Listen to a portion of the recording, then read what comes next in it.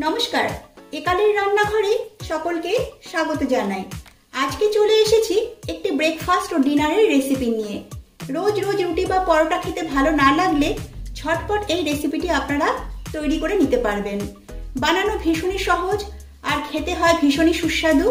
ছোট থেকে বড় সকলেই এই খাবারটি খেতে ভীষণই পছন্দ করবে। তাহলে রেসিপিটি শুরু করা যাক।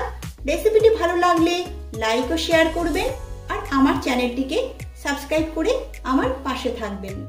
সবার প্রথমে একটা মিক্সিং জার নিয়ে নিয়েছি আর এতে নিয়ে নিচ্ছি 1 কাপ কাঁচা সুজি। আমি 1 কাপ সুজি নিলাম, আপনারা আপনাদের প্রয়োজন অনুযায়ী সুজি নিয়ে নেবেন। দিচ্ছি হাফ চামচ চিনি আর দিচ্ছি হাফ কাপের একটু বেশি জল। এবারে এই সুজিটাকে ভালো করে পেস্ট করে নেব। সুজি পেস্ট করে নিয়েছি। এখন একটা বড় মিক্সিং বোল নিয়ে নিয়েছি।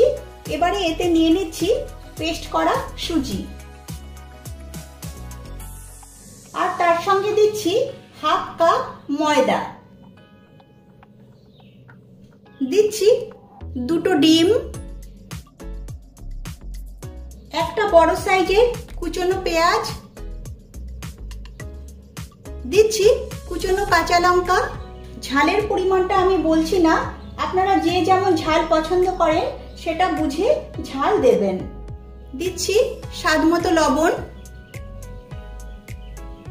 আর দিচ্ছি হাফ কাপ জল। এবারে এই সব কিছু মিশিয়ে একটা পাতলা ব্যাটার তৈরি করে নেব।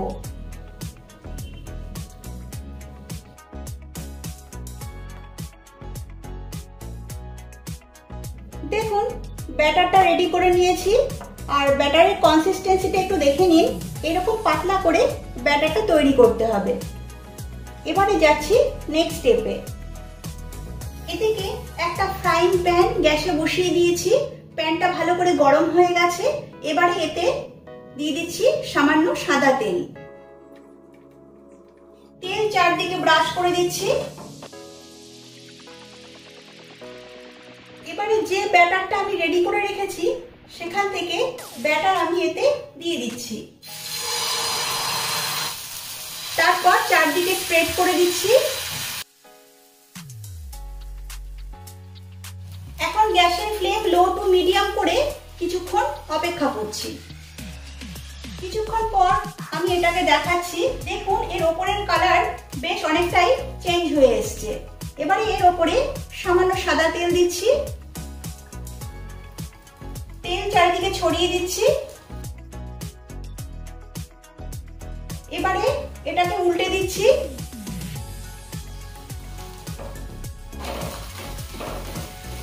অপর পিঠটাও ভালো করে ভেজে নেব। অপর পিঠটাও ভালোভাবে ভাজা হয়ে গেছে। এবারে উল্টে দিচ্ছি।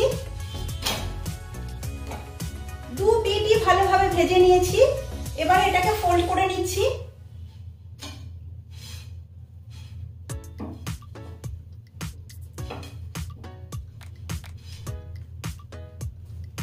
দেখুন এই খাবারটি রেডি হয়ে গেছে। এবারে এটাকে তুলে নিচ্ছি। এইভাবে সবগুলো আমি তৈরি করে নিচ্ছি। দেখুন এই ব্রেকফাস্ট গুলো সব তৈরি করে নিয়েছি। এবারে এগুলো আপনারা শুধু মুখেও খেতে পারেন, আবার আপনাদের মনের মতো কোনো গ্রেভির সঙ্গেও পরিবেশন করতে পারেন। এই রেসিপিটি আপনারা ঘরে ট্রাই করুন। আশা করি সকলের ভীষণ ভালো লাগবে। ভালো লাগলে লাইক, শেয়ার ও কমেন্ট করবেন আর আমার চ্যানেলটিকে সাবস্ক্রাইব করবেন। আজকে তাহলে এখানেই শেষ করছি। সকলে সুস্থ থাকবেন, ভালো থাকবেন। নমস্কার।